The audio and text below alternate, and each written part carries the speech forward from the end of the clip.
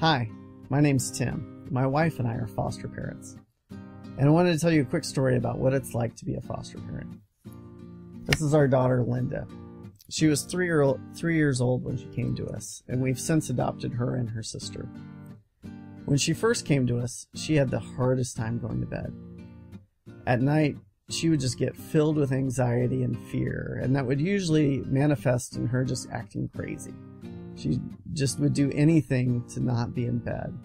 And if we would ignore her cries or her calls for us, she would go jump on her sister. She'd start hitting her sister until we came to break it up.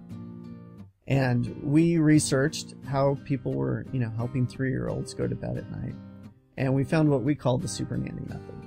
And this involves taking a child by the hand, not making any eye contact with her at all, leading her directly back into bed without saying a word. And you do this over and over again until the child goes to bed. And we read that it would take maybe about 15 times to do this. And we thought, well, we can do that, because on the second night it would only take 3 or 4, and then on the third night there wouldn't be a problem at all. And we thought, well, 15 is no big deal, and even if she's really hard and it takes us 30, we can do it. So the first night we tried this, we led her back into bed 78 times. And it was terrible, but she went to bed. And we thought, well, the toughest night is over. Tomorrow night it'll be less than half of that. The second night it was 93 times in a row. But the third night it was down to about 15. And the fourth night it was only 3 or 4. And we thought, well, we've got this figured out. She's not going to have any problems going to bed at all anymore. Well, that only worked for a couple of weeks. And then we had to find something new. And that only worked for a couple of weeks or maybe a month. And then we had to try something new. Eventually, at the advice of our family therapist, we actually crawled into bed with her, and we would hold her in bed until she fell asleep. And when we did this, she would kick and scream and fight and sometimes bite us. And if we ever released her, just a little bit, she'd say, "No, hold me tight, hold me tight." And that just took a lot out of us. We did that for about a month, and it was terrible.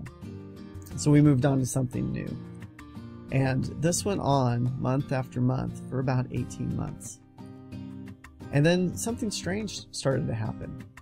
She started to go to bed on her own. And after 19 months, it got a little bit better. And after 20 months, the problem was almost resolved entirely.